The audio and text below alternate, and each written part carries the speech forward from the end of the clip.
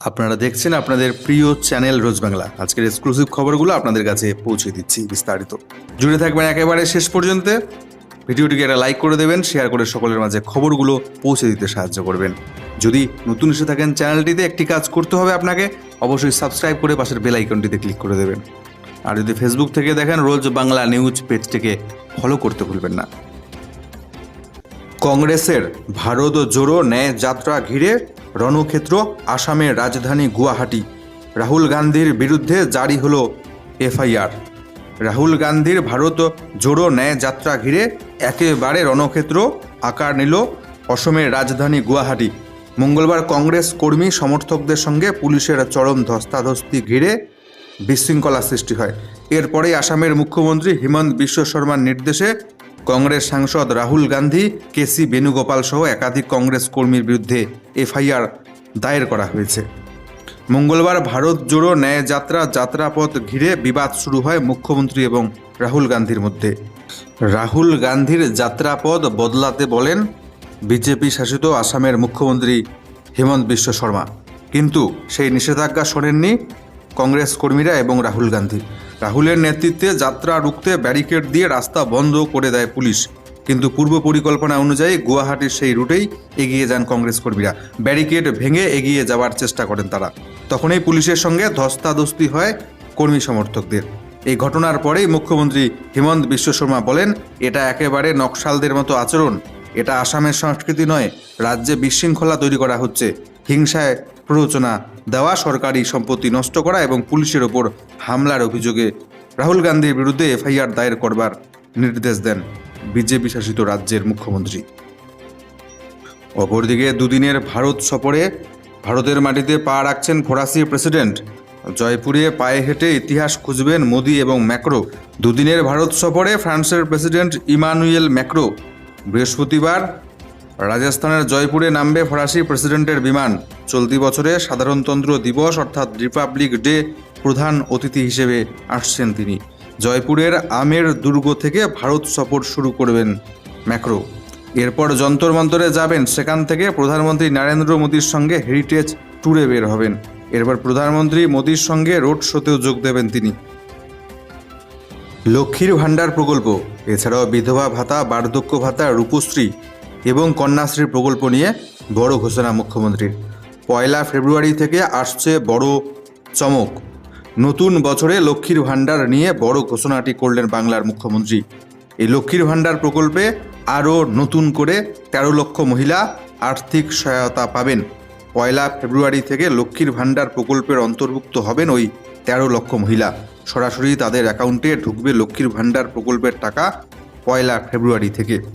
অর্থাৎ গত দুয়ারে সরকার ক্যাম্পগুলির মাধ্যমে যারা লক্ষ্মীর ভাণ্ডার প্রকল্পে আবেদন করেছিলেন, স্ট্যাটাস চেক করতে গিয়ে দেখছেন ভেরিফিকেশন কমপ্লিট, সব কিছু ঠিকঠাক আছে, কিন্তু পাচ্ছেন না লক্ষ্মীর ভাণ্ডার প্রকল্পের টাকা। সেরকম 13 লক্ষ মহিলার জন্য বড় সুখবর, 1 ফেব্রুয়ারি থেকে আপনাদের অ্যাকাউন্টে টাকা পাঠাচ্ছে রাজ্য সরকার। এছাড়াও নতুন করে রাজ্যে 9 লক্ষ নাগরিক বার্ধক্য ভাতার অন্তর্ভুক্ত হবেন বলেও ঘোষণা করেছেন এদিন মুখ্যমন্ত্রী। সেই সঙ্গে নতুন করে 1,04,000 জন মহিলা বিধবা ভাতা পাবেন 1 ফেব্রুয়ারি থেকে। রূপশ্রীর প্রকল্পে নতুন করে 85,000 জন মহিলা সংযুক্ত হয়েছেন বলে মুখ্যমন্ত্রী জানিয়েছেন। 6 সহকর্মীকে গুলি করে আত্মঘাতী হলেন আসাম রাইফেলসের এক জওয়ান। সহকর্মীদের লক্ষ্য করে এলো পাথারি গুলি, এরপর নিজের বন্দুক থেকে গুলি চালিয়ে নিজেই আত্মঘাতী হলেন আসাম রাইফেলসের এক জওয়ান। দক্ষিণ মণিপুরের কাছাকাছি ইন্দো মায়ানমার বর্ডারে সেনা ছাউনিতে ঘটনাটি ঘটেছে। 23 জানুয়ারি মধ্যরাতে হঠাৎই আসাম রাইফেলসে কর্তব্যরত এক জওয়ান তার সার্ভিস বন্দুক থেকে গুলি চালাতে শুরু করেন এলোপাথারি। গুলি চালানোর ফলে আহত হয়েছেন 6 জন জওয়ান। আহতদের তড়িঘড়ি হেলিকপ্টার করে নিয়ে যাওয়া হয় কাছের সেনা হাসপাতালে। প্রতিরক্ষা মন্ত্রক সূত্রে খবর, বর্তমানে 6 জন জওয়ানের শারীরিক অবস্থা স্থিতিশীল রয়েছে। কী কারণে এই ঘটনা ঘটল তা নিয়ে ইতিমধ্যে তদন্ত শুরু করেছে সেনা। 1 কোটি টাকার অধিক জরিমানা করা হলো টাটা গোষ্ঠীর মালিকানাধীন বিমান পরিবহন সংস্থাকে। দূরপাল্লা রুটে নিরাপত্তা বিধি লঙ্ঘনের দায়ে এয়ার ইন্ডিয়াকে জরিমানা করা হলো। অসামরিক বিমান পরিবহন নিয়ন্ত্রক সংস্থা অর্থাৎ ডিজিসিএ বুধবার এই সিদ্ধান্তের কথা জানিয়েছে। এয়ার ইন্ডিয়াকে জরিমানা বাবদ 1 কোটি 10 লক্ষ টাকা দিতে হবে। যদিও নিয়ন্ত্রক সংস্থার নির্দেশের সঙ্গে সহমত নয় এয়ার ইন্ডিয়া। সংস্থার তরফে নিরাপত্তা বিধি লঙ্ঘনের অভিযোগ অস্বীকার করা হয়েছে। রাজ্যের শিক্ষক নিয়োগে হয়েছে চরম দুর্নীতি, দেখেছে গোটা রাজ্যবাসী, গোটা শিক্ষা দপ্তরটাই, এমনকি রাজ্যের প্রাক্তন শিক্ষামন্ত্রীও বর্তমানে জেলের কুঠুরিতে বন্দী। নিয়োগ করতে পারেনি রাজ্য সরকার স্বচ্ছভাবে। যোগ্যরা বঞ্চিত, অযোগ্যরা ঘুষ দিয়ে পেয়েছেন চাকরি, চলছে সে বিষয়ে মামলা। তার মাঝে মুখ্যমন্ত্রী জানাচ্ছেন, আমি হাজার হাজার চাকরি দিতে চাই, কিন্তু দিতে পারছি না, কারণ মামলা করে চাকরি আটকে রেখেছে রাম বাম। নিয়োগ ইস্যুতে তোপ এবার মুখ্যমন্ত্রীর ভোটের আগেই। নিয়োগ জট নিয়ে ফের এবার বিরোধীদের তোপ দাগলেন মুখ্যমন্ত্রী। বিরোধীদের জন্যই নাকি হচ্ছে না নিয়োগ, স্বচ্ছভাবে নাকি বিরোধীদের জন্যই নিয়োগ করতে পারছেন না মুখ্যমন্ত্রী। বুধবার বর্ধমানে 2 জেলার একগুচ্ছ প্রকল্পের উদ্বোধন অনুষ্ঠানে তার বক্তব্য, আদালতের কাছে আর্জি, নিয়োগ করতে দেওয়া হোক আমাকে। হাজার শূন্যপদের চাকরি দেওয়ার ক্ষেত্রে বাধা শুধুমাত্র ওই মামলা। আর তার জন্য সিপিএম বিজেপিকেই ফের দুষলেন মমতা বন্দ্যোপাধ্যায়। শিক্ষক নিয়োগ দুর্নীতি মামলা নিয়ে একাধিক মামলা হয়েছে হাইকোর্ট, সুপ্রিম কোর্ট, যেটা হাইকোর্ট সুপ্রিম কোর্টে বিচারাধীন। আর সেই কারণে পূর্বতন সমস্ত নিয়োগে স্থগিতাদেশ জারি হয়েছে। ফলে শূন্য পদ থাকলেও নিয়োগ করা যাচ্ছে না বলে মুখ্যমন্ত্রীর অভিমত। বারবার এর জন্য মুখ্যমন্ত্রী এবং রাজ্য সরকার দুষছেন বিরোধীদের। তাদের দায়ের করা মামলার কারণেই নিয়োগ নাকি আটকে রয়েছে বলে অভিযোগ মুখ্যমন্ত্রীর। মুখ্যমন্ত্রীর কথায়, হাজার হাজার শিক্ষক নেব, শিক্ষকের পদ আমাদের রেডি আছে, কিন্তু কোর্ট কেসে আটকে রেখে দিয়েছে সিপিএম বিজেপি। তরুণ ছেলে মেয়েদের চাকরি হচ্ছে না, নাহলে শুধুমাত্র শিক্ষক পদেই 60,000 থেকে 70,000 চাকরি হতো রাজ্যে। আসলে বলতে গেলে লোকসভা ভোটের আগে শিক্ষক সহ একাধিক নিয়োগ দুর্নীতি বিরোধীদের ইস্যু হতে চলেছে। আর রাজ্য সরকার তথা শাসক দলের পাল্টা যুক্তি, সরকার নিয়োগে রাজি, কিন্তু বিরোধীদের মামলার জটেই সেই রাস্তা খুলছে না। তবে মুখ্যমন্ত্রীর এই বক্তব্য নিয়ে ইতিমধ্যে শুরু হয়েছে তীব্র সমালোচনা। তিনি বলছেন, রাম বাম মামলা করে চাকরি আটকে রেখেছে। তবে মুখ্যমন্ত্রীকে এটাও মানতে হবে, দুর্নীতি হয়েছে শিক্ষক নিয়োগে চরম পরিমাণে রাজ্যে, সে কারণে এই মামলা হয়েছে। স্বচ্ছভাবে নিয়োগ হলে হয়তো এই সমস্ত মামলা হতো না। শিক্ষক নিয়োগে চরম দুর্নীতি হয়েছে বলেই রাজ্যের গোটা শিক্ষা দপ্তরটাই বর্তমানে জেলবন্দি, সেটাও কিন্তু মুখ্যমন্ত্রীকে মানতে হবে। তাই শিক্ষক নিয়োগে এত হাজার হাজার মামলা সুপ্রিম কোর্ট, হাইকোর্টে কেন পড়ে রয়েছে সেটা মুখ্যমন্ত্রী বুঝতে না পারলেও রাজ্যবাসী কিন্তু ভালোই বুঝছেন। দুর্ঘটনায় প্রায় মরেই যেতেন বাংলার মুখ্যমন্ত্রী মমতা ব্যানার্জি, নিজের মুখেই জানালেন সে কথা। প্রাণ রক্ষা হলো কোনো মতে। 200 কিলোমিটার বেগে গাড়িটি আসছিল, মরেই যেতাম আমি, জানালেন বাংলার মুখ্যমন্ত্রী। মরেই যেতাম।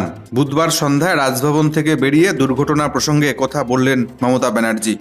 এদিন বর্ধমানের একটি প্রশাসনিক সভা থেকে ফেরার সময় একটি গাড়ি তার কনভয়ের সামনে দ্রুত চলে আসে।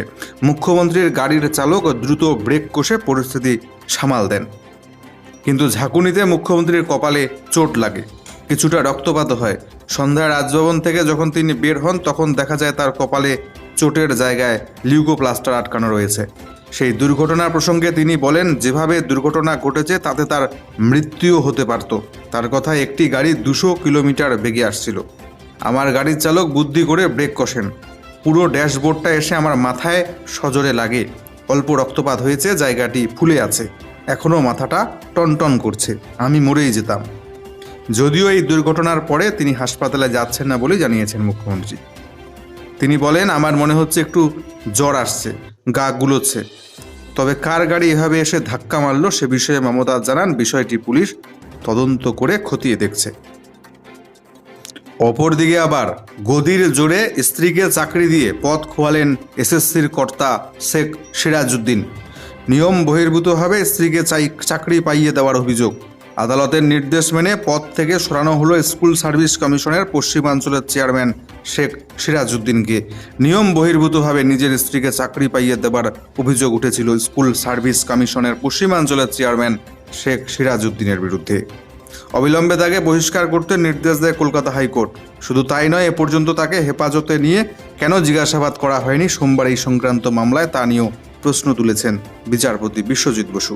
একই সঙ্গে আগামী বুধবার এই মামলার পরবর্তী শুনানিতে স্কুল সার্ভিস কমিশনের প্রাক্তন চেয়ারম্যান সৌমিত্র সরকারকে আদালতে সশরীরে হাজিরা দেওয়ার নির্দেশ দিয়েছে আদালত। প্রসঙ্গত, মুর্শিদাবাদের গোথা হাই স্কুলের ভুয়ো নিয়োগের তদন্তে নেমে সম্প্রতি আরও দুই জেলায় ভুয়ো শিক্ষক নিয়োগের হদিশ পায় রাজ্যের তদন্তকারী সংস্থা সিআইডি। রিপোর্টে সিআইডির দাবি ছিল বাঁকুড়া এবং পূর্ব মেদিনীপুরের দুটি স্কুলে একটি করে বেআইনি নিয়োগের সন্ধান পাওয়া গিয়েছে। দুজনেই বর্তমানে কর্মরত। এর মধ্যে বাঁকুড়ার অভিযুক্ত শিক্ষিকার নাম জেসমিন খাতুন। 2011 সালের স্কুল শিক্ষক নিয়োগের পরীক্ষার প্যানেলের নিরিখে 2019 সালে তাকে নিয়োগ করা হয়েছে বলে অভিযোগ। অথচ ততদিনে ওই প্যানেলের মেয়াদ ফুরিয়ে গিয়েছিল। জেসমিনের স্বামী শেখ সিরাজউদ্দিন বাঁকুড়ার শালডিহা কলেজের অধ্যক্ষ এবং এসএসসির পশ্চিমাঞ্চলের চেয়ারম্যান। অন্যদিকে পূর্ব মেদিনীপুরের করণচাঁদ হাই স্কুলে কর্মরত শুভেন্দু হাটুয়া নামে এক শিক্ষকের নিয়োগ নিয়েও অভিযোগ উঠেছে। বাংলার জেলায় জেলায় আবহাওয়া থাকবে কেমন, এই মুহূর্তে আবহাওয়া দপ্তর কি জানাচ্ছে, ওয়েদার রিপোর্টটি বিস্তারিত দেখে নিচ্ছি। শুরুতেই নজর রাখছি উত্তরবঙ্গের জেলাগুলির দিকে। আজকে উত্তরবঙ্গের দুটো জেলা দার্জিলিং, কালিম্পংয়ে বিক্ষিপ্তভাবে হালকা বৃষ্টির সম্ভাবনা থাকছে। বাকি উত্তরবঙ্গের জেলাগুলিতে আবহাওয়া শুকনোই থাকবে। পরবর্তী 24 ঘন্টা শুক্রবার নাগাদ একই রকম আবহাওয়া বিরাজ করবে উত্তরবঙ্গের জেলাগুলিতে। উত্তরবঙ্গের সবকটি জেলায় আগামী দুদিন ঘন কুয়াশার পূর্বাভাস দেওয়া হয়েছে। এই সময়ের মধ্যে হিমালয়ের সংলগ্ন পশ্চিমবঙ্গের জেলাগুলিতে রাতের তাপমাত্রার বিশেষ কোনো পরিবর্তন হবে না। অপরদিকে দক্ষিণবঙ্গের জেলাগুলির আবহাওয়া পুরোপুরি শুকনোই থাকবে। সবকটি জেলাতেই হালকা থেকে মাঝারি কুয়াশার পূর্বাভাস রয়েছে। শুক্রবারের আবহাওয়ার পূর্বাভাসে বলা হয়েছে দক্ষিণবঙ্গের সবকটি জেলার আবহাওয়া শুকনোই থাকবে। রাতের তাপমাত্রার কিছুটা কমতে পারে আগামী 24 ঘন্টায় দক্ষিণবঙ্গের জেলাগুলিতে। আজ সকালে আবহাওয়া দপ্তর জানাচ্ছে দক্ষিণবঙ্গের জেলাগুলিতে সকালে কুয়াশা থাকবে, পরে আকাশ অংশত মেঘলা থাকবে। সর্বোচ্চ তাপমাত্রা 22 ডিগ্রি সেলসিয়াস, সর্বনিম্ন 14 ডিগ্রি সেলসিয়াসের আশেপাশে থাকতে চলেছে।